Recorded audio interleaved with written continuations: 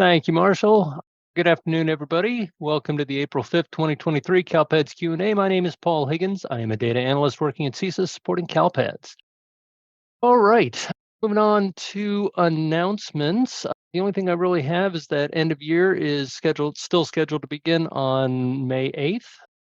That will include the cohort reporting window.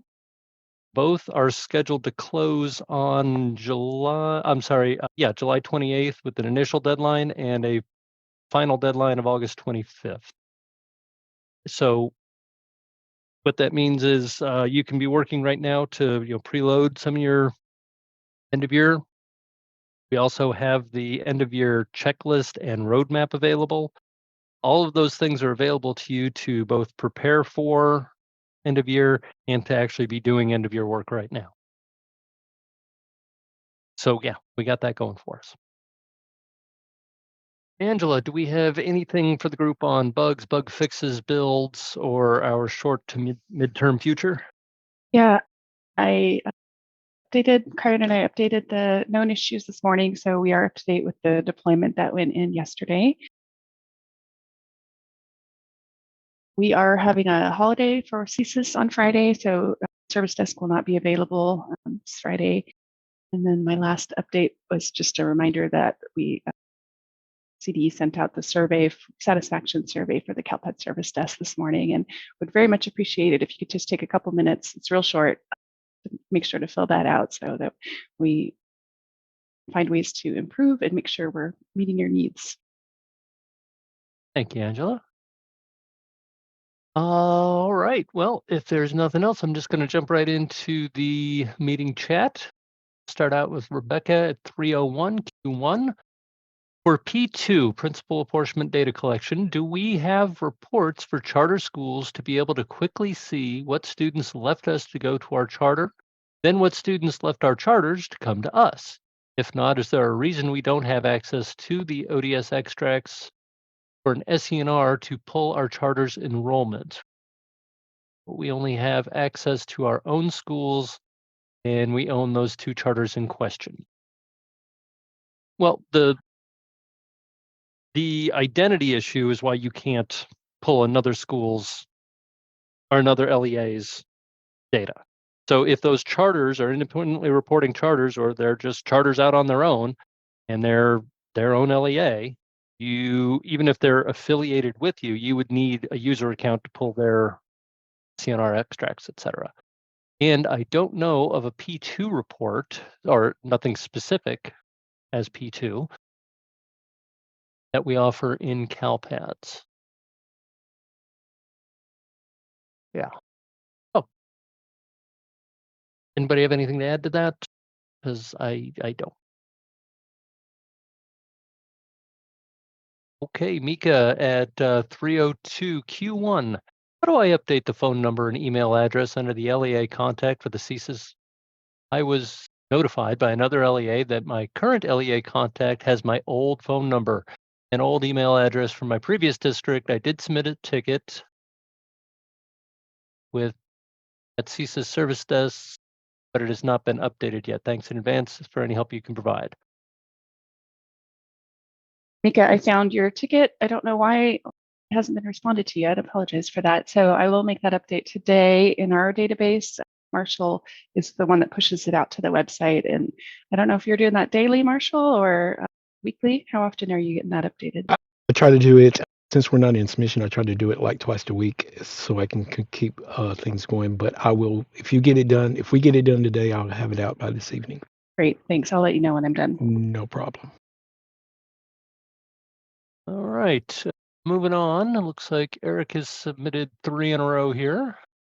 Q1, are we going to get misaligned assignments when we have students enrolled in an independent study class with a teacher that does not have all of the credentials? Are we going to be able to use the local assignment option code 44865 for courses that are identified as online learning and online course instruction type code 2 facilitated to prevent the misassignment? Well, as you can see on the screen, Alex is pulling up the CTC website, which has their tool on there for the misassignments and everything else, so you can actually check the state course code to see what the required credentialing is to teach that course. And if they don't meet that standard, then yes, you will get a misassignment for them. As to the local assignment option code, that is a great question that I can't answer just off the top of my head. I would suggest a ticket. If I had known you were there, I would have let you take it from the start. You know what? I didn't hear the question, so could you just repeat it? Certainly. Are we going to get misassignment codes when we have students enrolled in an independent study class with a teacher that does not have all of the credentials?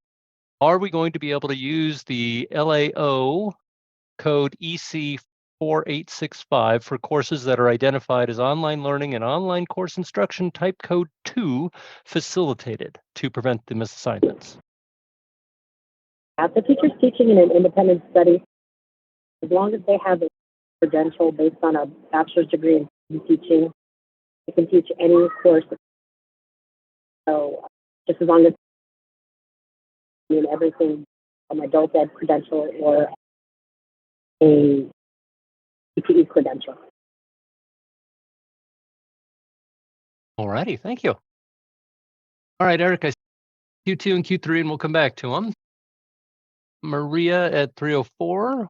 Q1, we have a student that was moved from our high school to our continuation school in the middle of LPAC testing. Now he is not assigned in TOMS to the continuation school to be able to finish his test. What do I need to do to fix this?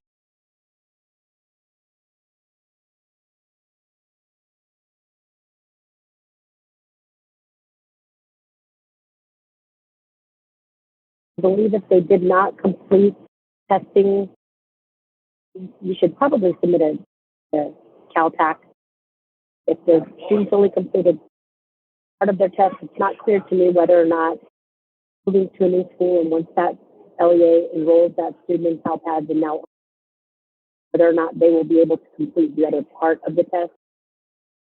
So you should probably submit the CALPAC.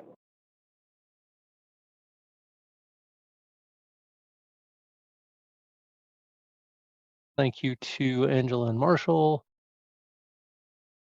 308, Rachel, Q1. Hello, we have a question regarding a student enrolled in our home and hospital for a short period of time.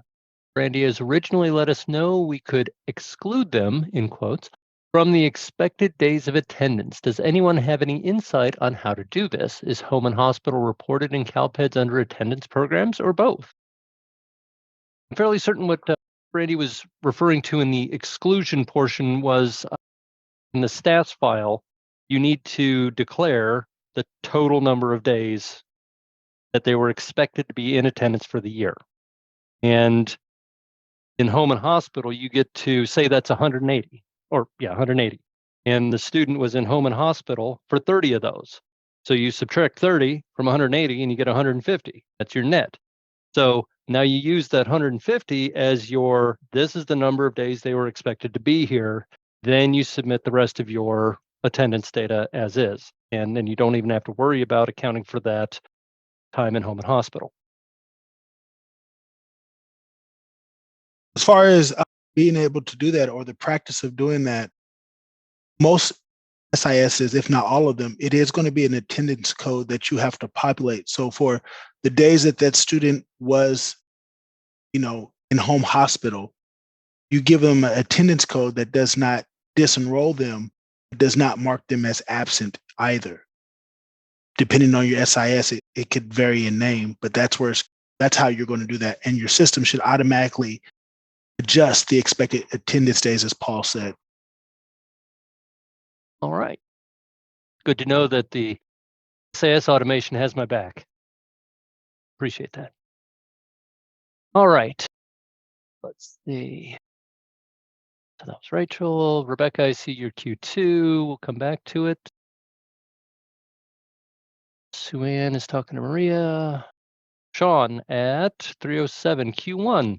I didn't get the survey. I checked all my emails and junk and spam. Is there any way maybe sent to me, please? I will gladly complete it. And Sean provided her email there.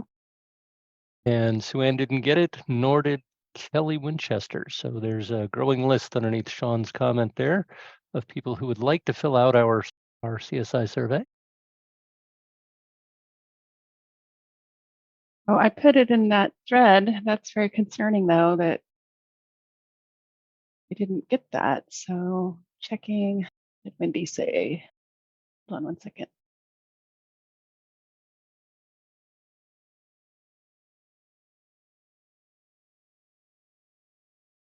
She said, I sent it to the 2 usual listservs that get the flashes and communications.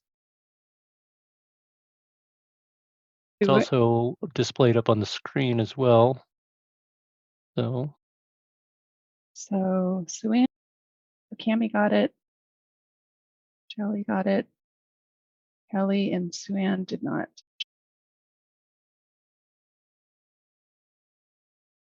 That's really bizarre. I know you guys get flash messages too. I wonder if there's just a latency because of its the volume of emails that were going out, and maybe it's being batch delivered. That could be, but it's been a while. What time did I get mine? 10 a.m. So I would have expected them to. Yeah. Randy, do you have any insight on that listserv? Why some LEAs would message on the CALPADS listserv, a link to our satisfaction. Wendy said, sorry, Wendy said it went to the place where usually they would get the flash, but some people are saying they didn't get it. So there's 2 lists, LEA admin listserv, and then there's a general LEA. Very possible that they sent to one of those. Okay, I'll reply back to her and make sure it gets out to everybody. Yeah, looks like Can probably look while we're out. I can look to see. Sound like you're grocery shopping. Yeah. Okay. Yeah. Why don't you look and let us know? Thanks. a lot of comments on here, on both sides of it, saying that they either did get it or didn't get it, timestamps, all those things. So yeah, there's a mixed bag here.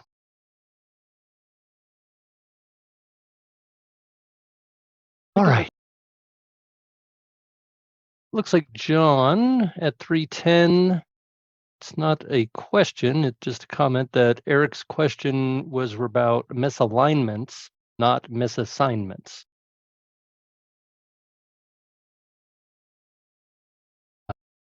Okay. I guess I'm not familiar enough with the process to know the difference between a misalignment and a misassignment from those folks. Is he referring to the question that I answered? Yeah.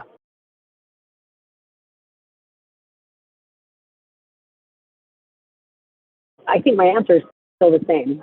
In order to teach in an independent study, teacher needs a full based on a bachelor's degree, and then under Ed Code, they can teach any subject, any grade.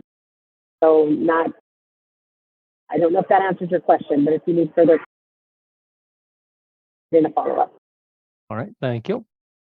Shelley, Q1, I just submitted an SSID request file to the SSID match tool. My file has 2 students. Each student has 4 identical results, ID 59628. So I just picked up a ticket that said the same thing, Shelley. So unfortunately, I can't download the files from that screen. If you would be a doll and upload that same file in staging, regular staging, not UAT staging, where not on the SSID match tool page, but just on as if you were just going to do a regular enrollment update from the view submission status. That way I can grab that file and see what's happening. Thank you. I just checked, and because message was sent out to the LEA admin, but not the LEA, you want me to just go ahead and send it? Please, right yes. Yeah, that would be great. Okay. Me not by.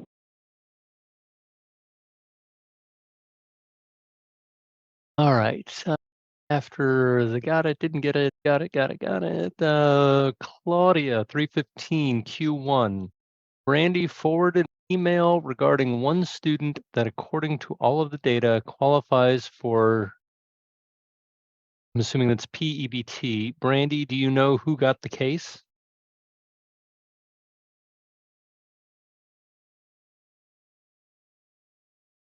I don't know. I can't remember. Would you repeat that one more time? Sure. Brandy forwarded an email regarding one student that, according to all of the data, qualifies for, I'm assuming it's PEBT, but it says EDBT. Brandy, do you know who got the case? I believe that we forwarded that email. Who's this person that's asking the question? Claudia Zaranello. Yeah. We forwarded that to Nutrition Services Division. So Paula Mashima and Thor forwarded over to Nutrition Services. Katie Tolley did some digging, and that is who your ticket ended up with. Her name is Katie. KATIE CULLY. Thanks, Brandy. The 315 is making a remark that Brandy sounds like she's bringing us updates from the moon. Let's see. Agrees and says maybe Brandy is part of the new NASA moon mission.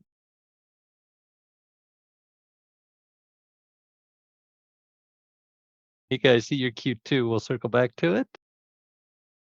Lou at 316 regarding SPED UAT, I am unable to reset the password for MS Teams. Would I need to submit a ticket to have that password reset?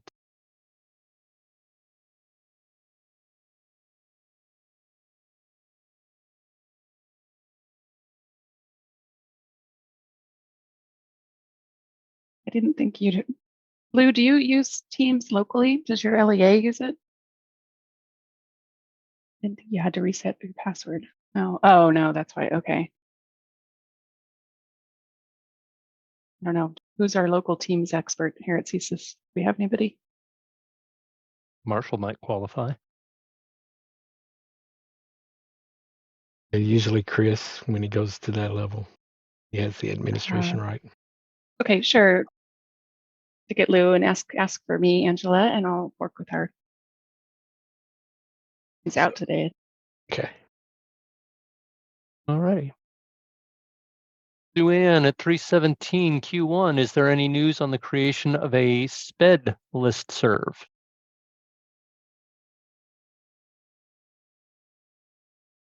I forwarded the request to powers that be. I still haven't heard back. Thank you for reminding me, and I will ping them right now. Shelly Ellison, she just replied back and said done. So she has uploaded that file again for you, Angela. Perfect. I'm going to grab it right now.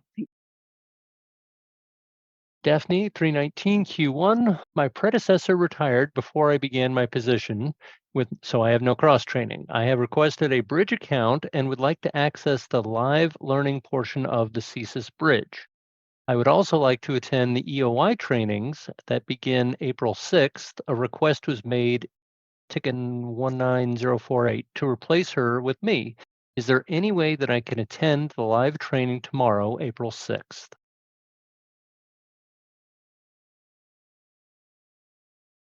Nate or Kyron, can you help her with that? Will do. You want a ticket? I don't need one. Okay. Well, Sue Ann, your Q2 is unnecessary. I just answered your question, or put it out there anyway. Let's see. Yes, the new Zoom functionality is both a blessing and a curse, Sue Ann. It really kind of plays with us while trying to read through the damn chat log, and then everything's jumping around as people are posting responses here, there, and everywhere. But yes, it is a fun bit of functionality there. All right. Rebecca, Q2. I see. Rebecca, I see your Q2 at 308. We'll come back to it. Same with you, Mika, at 316. Let's see. All right. So heading back up to the top, and I'm going to hit Eric's Q2. All right, Q2, Eric at 302. On Monday, we were notified that a special education student left out of state on Thursday, 3/30/23. The parents did not fill out any paperwork to withdraw the student either from the school or from SPED. On Monday, our registrar called the parent to verify the student was not coming back to our school. We transferred the student out with exit code T200. What do we need to do to avoid any issues with SACE, CALPADS SPED records, and EOY? The student did not have an exit IEP, and we do not know that whether the student will return in the future. Well, the T200 puts them out of state, which, and as long as you have some sort of documentation on that your registrar spoke to them, whatever it is in the CUME file, that pretty much exonerates your LEA from having to do anything SPED related with them from here on out unless they return. Yeah, it's not good that they didn't go through the exit meetings and everything else, so that way you could tie up all the loose ends. But I don't, so long as you have current SPED meetings in there for the student, and they didn't transfer out and suddenly transfer back in, and you didn't readopt something, you're not going to have any big problems with that, as far as I know. Yeah, that's correct, Paul.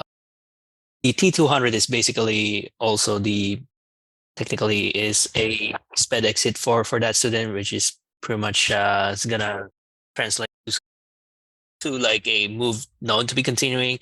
However, for your so that's for your CalPADS reporting purposes, right? So T200 is sufficient enough. However, do consult with SACE, because SACE would probably have a way to, exit the student internally for your own tracking purposes, for your internal tracking purposes. And it's not actually required to be submitted via the CalPADS reporting system. CalPADS Flash 166 has some related guidance regarding this. 166 actually stating mainly for the dropouts, like those are like consolidated with our code for our dropout code. So essentially, this is the same context that we used to actually have an exit reason code 74 before. However, it's now consolidated, and we're using the consolidated center exit, or the student enrollment exit for that matter. So it's the same thing with what's happening with your out of state. So T200 is the comparable code for that. However, for your own SACE system, again, please coordinate with them, because we're not familiar how SACE works. So you could probably do a internal notation, or however SACE would actually provide guidance in regards to your internal tracking. Thank you, Joe. All right, I'm going to hit Eric's Q3 since we're here already. Bridge account rules indicate that only 2 accounts are authorized, and I'm going to say per LEA. With all the issues and changes we are experiencing, we need others to assist and take over roles and tasks that we cannot accomplish. To meet the very tight deadlines, we must get more people involved in CalPADS reporting. Another staff requested an account, and she was denied. We need CSIS to up the number of accounts allowed to at least 4. Typically, the LEA admin is responsible for attending the training sessions and providing training locally, but we do not have the time. Please consider this and make the changes as soon as possible. We will need all the help we can get, especially for the beginning of the school year when we get the SSIDs. What's the timestamp on that question? That was Eric at 302, his Q3. He put them all up in one big block. Way up there. It's all shuffled now.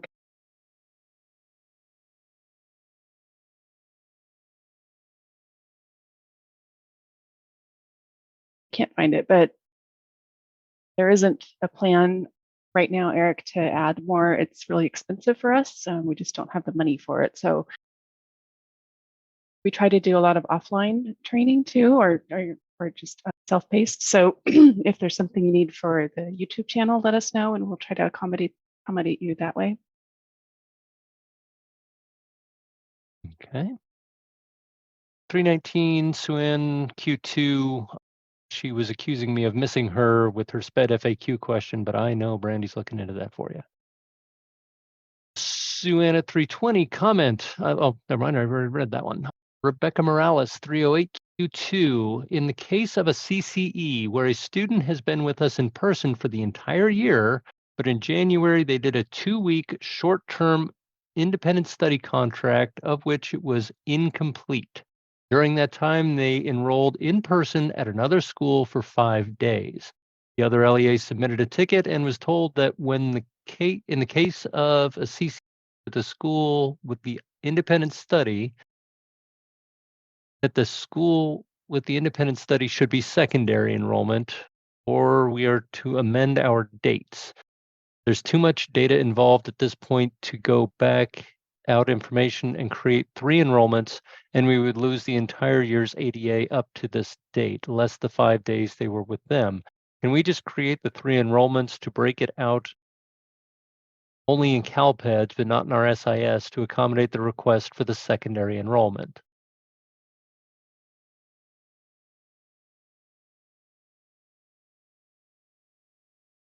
I mean, I guess my question is, I realize that end of year reporting does not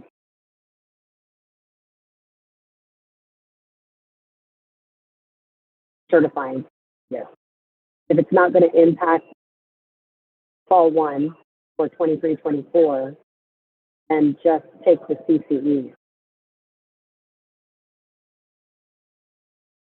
That would have been my recommendation as well. All right, moving on. 316 Mika Q2. After logging into the LMS CSIS website, I received a blank screen. The URL shows the link to the Bridge app. With the blank screen, I tried using Chrome, Edge, and Safari.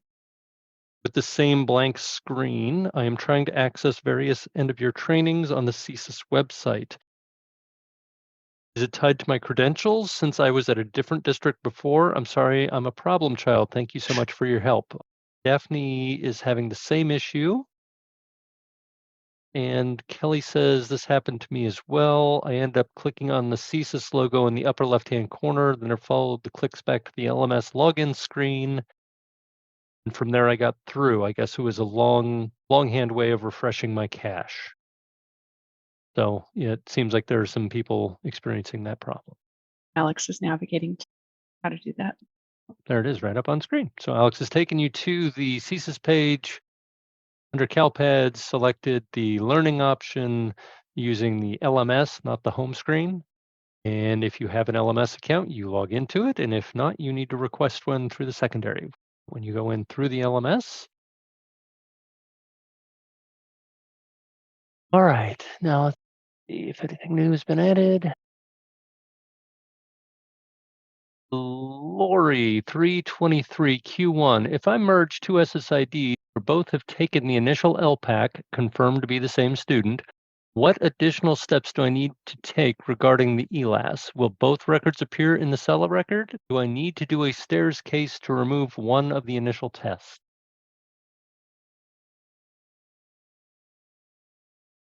First thing I would say is if you have not merged the SSID, do not merge them yet. Both of those, the initial LPAC under both of those SSIDs, make sure you send in a stairs incident to get that ELAS removed before you merge those SSIDs. Because if you merge them before the stairs incident is submitted, then they're not going to be able to process. So make sure that you submit a stairs incident for the later test. TS will then delete that EL record, and then the EL record is deleted, then merge ID. Thank you, Brandy.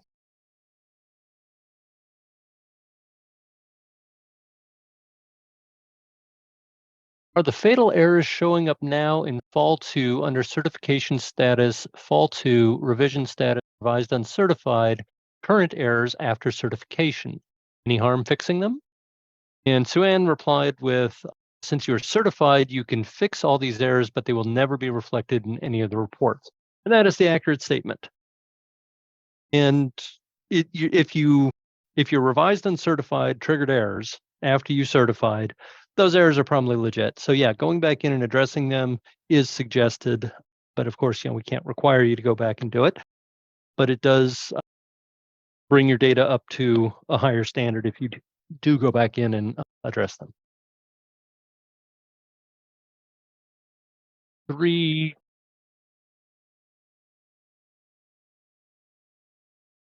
Oh, Sue-Ann at 325 is clarified, and she wasn't talking about the listserv on her other question. She was talking about the SPED FAQ. Do we have a SPED FAQ making for us?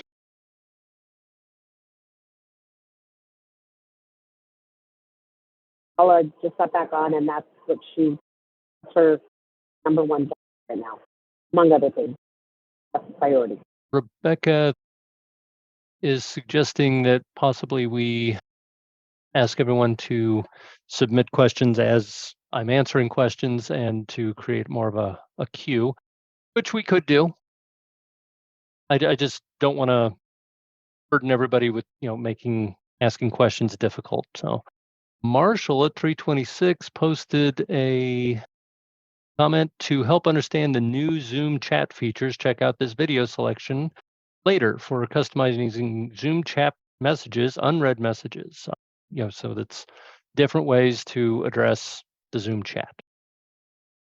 That video addresses the way that the new chat works, how it jumps around. There's a section, but you have to be on version 5.4.2. So before you do that, you want to go ahead and go to settings and then go down to update, do the update.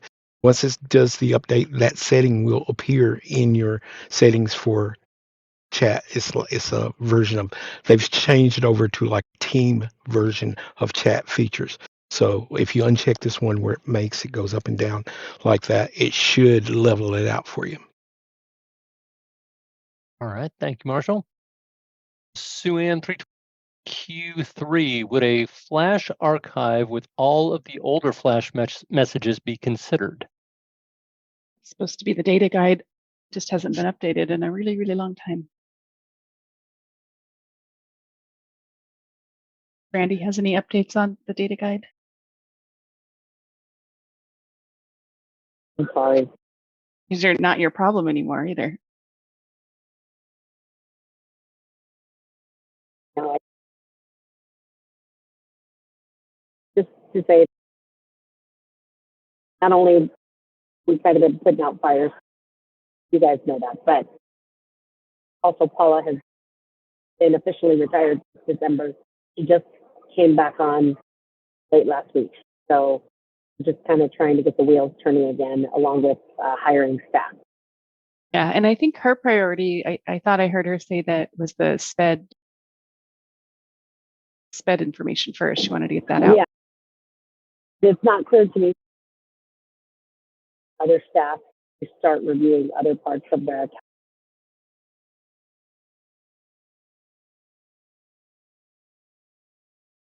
Alrighty. And scrolling down, there's a lot of crosstalk. Sue-Ann at 335, she says that she would never call me an idiot to my face. Appreciate that.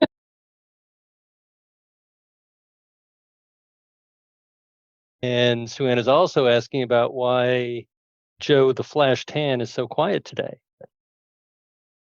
I'm here. Yes, ma'am. All right, and with that, we have hit the bottom. So we are at 3:38, got 22 minutes left. We have an update for Shelly. So she got her file uploaded for me so I could download it. I don't get the same behavior. She's getting the duplicates in the SSID match tool. I don't get that in staging. So it's a production only problem. So Shelly, I resent your file through production just to see if it would happen again, and it did. So that's a frustrating position to be in for us because they definitely like us to reproduce the problem somewhere before we escalate it. But I don't even think I need a ticket from you because, like I said, I just grabbed one from somebody else. So I'll just use her ticket and then I'll get a known issue out there. Perfect. Thank you. All right. Claudia, 339, Q2 for Brandy.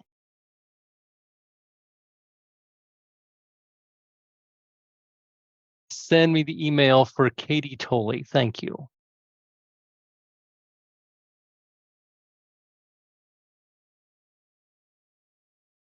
Sue Ann says, well, Paul, when you hit the bottom, there's nowhere to go but down.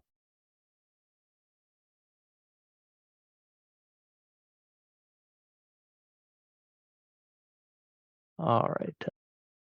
Sean at the bottom is saying, it's nice to hear us laugh. There are days when we truly need it.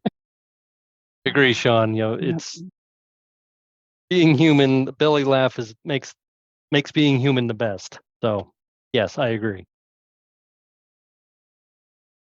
And Sue Ann is taking credit for it and saying, you're welcome.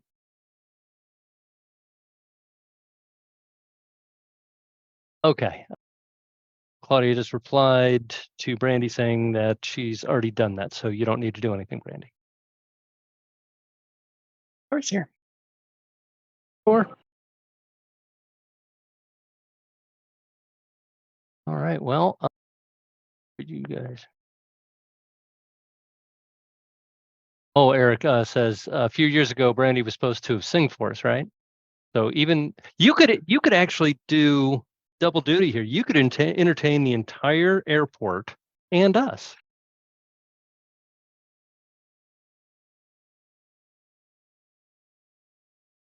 I agree.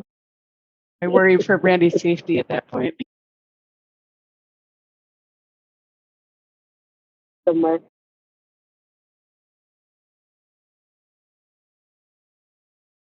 I don't think that they have an entertainer watch list at Homeland Security.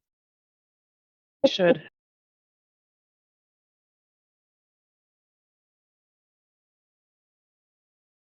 Let's see. Yeah, well, I think we can actually give you 20 minutes of your life back if you'd like. I don't want to, kick you off or anything, but.